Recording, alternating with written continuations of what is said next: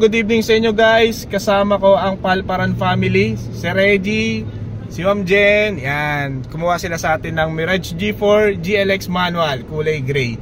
So ma'am, sir, kamusta naman po yung yung naging transaction po natin? Kamusta po yung process po? Baka may po kayo, comments and suggestion po kayo, ma'am. So yung process okay naman, smooth. Then mabait naman si sir, yung agent, approachable. So kung gusto niyo mag-enquire, PM niyo lang si Sir JM Bunagan. So thank you. So yun guys, narinig niyo naman, nakakuha sila sa atin ng G4, pay after 3 months. So congrats sir.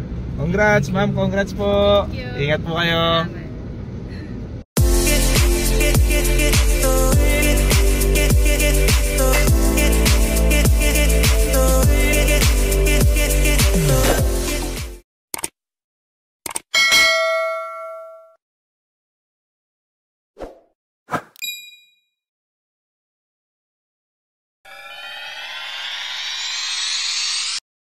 Hello guys, good morning sa inyo. This is JM Bunagan, your sales executive dito sa Union Motor Corporation Caloocan. So in this video guys, magre-release tayo ng Mirage G4 GLX manual. Yung kulay na nakuha ng client natin is titanium gray. So yun guys, samahan nyo yung buong araw ko, magre-release ako ng G4 today. At kung bago ka lang sa YouTube channel ko, huwag mo kakalimutan mag-like, subscribe, saka hit mo na yung notification bell para updated kayo sa mga promos natin sa Mitsubishi. Thank you guys, ingat kayo.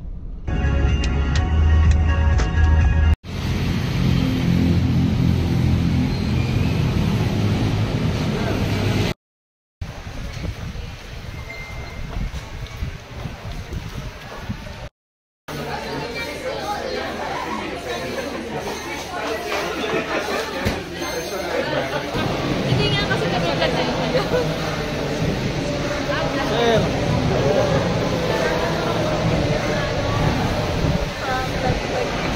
ma'am, may ka naman.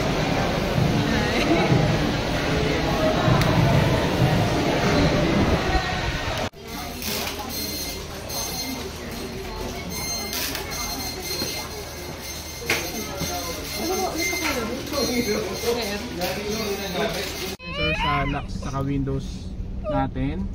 So yung sir, pag-lock ng sir, ito. Yan, lock po ng sir. Sige sir, press mo sir. Pag ganun, patulak po. Yan, tapos mag-lock po siya lahat sir. As of now, may nakabukas pang pinto ay naka-indicator. May nakabukas pang pinto siguro sa likod. Tapos sir, sa windows, ito yung sa locks ng windows sir. Yan yung baba. Yan sir, para hindi nila nabubuksan. Ito, yung lock yan. Ikaw lang yung may control sir. As of now sir, mabubuksan mo ito lang ha. Tapos sa natin sir, steering, ito natitilt. Yung kanina yung binaba natin dito, pwede mo siyang ibaba. Tapos ito sir, electric power steering po ito. Yung malambot siya sir. Yan, kahit one hand lang pwede ka mag-drive. Tapos sir, lipat ng volume, lipat ng station, volume. Tapos hina ng volume. Tapos dito sir, ito yung ilaw. Park light, headlight, high beam. Tapos ito, balik mo lang. Tapos sir, sagot ng tawag, decline ng tawag, voice command sir. May cord po ba kayo ma'am sir sa cellphone, yung pang charge? Pero pagka yan ko lang po, explain ko lang po sa inyo. Pagka yung voice command po, pag sinaksak nyo po yung cellphone nyo dito, ito po yung charging port po natin, magda-download po siya automatic ng Android Auto at saka Apple CarPlay. So pagka nag-search po kayo ng maps, pipindutin mo lang po ito, may tutulong po na button dyan. May beeping sound po yan. Magsasabi lang po kayo ng destination, automatic po yun. Magda-download po siya ng mag-search po siya. So yung mga applicable na apps mo po kasi, pwede mo siyang gamitin dito. Kunyari sir, YouTube, pero sa YouTube lang po siya, yung audio lang. Magamit mo siya Messenger, sagot ng tawag, mga Spotify, yung po natin, yun nga po, yung Waze po natin, yung Google Maps, automatic po yun dito ha. Tapos ito sir, hazard. Tapos sir, home, meron tayong FM, AM, saka Bluetooth. Yung Bluetooth po natin, ang pangalan po Mitsubishi Motors or car audio. Ang password po nito 1234 or 4 na 0. Tapos sir, sagot ng tawag, tapos back. Tapos sir, yung volume din po ng radio. Tapos sina sir. Pagpapatayin mo sir, long press mo lang. Pagka bubuksan mo ulit, long press mo lang po ulit. Okay sir. Tapos sir, ito po, yung thermostat natin, lower po. Pagpapatayin mo yung engine sir, lagay mo lang sa off. Tapos saka mo patayin.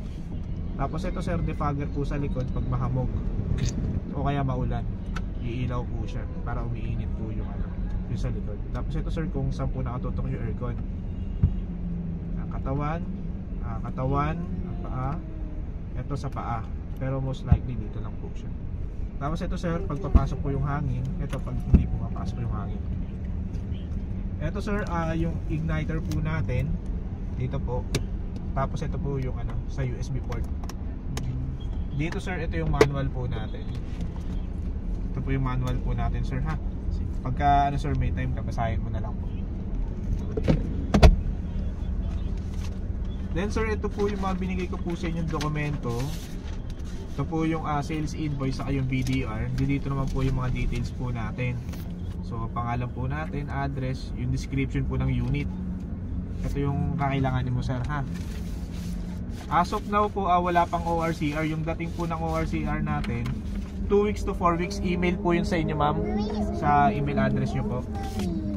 Kasi ito po yung sa warranty booklet po natin sir. Ito po yung sa warranty booklet natin. Bali nakalagay naman po dito kung ano po yung mga warrantable. So yung mga warrantable po natin, yung engine po natin, 3 years po yun.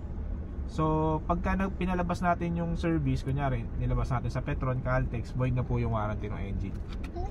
So dito po, first 1,000, 5,000 papa-change oil po tayo. Tapos every 5,000 na po yun sir. Tapos po pagka pina-service po natin sir, ang babayaran lang po natin doon yung yung consumables. So yung labor hindi na po kasama yun. Yung labor free po yun.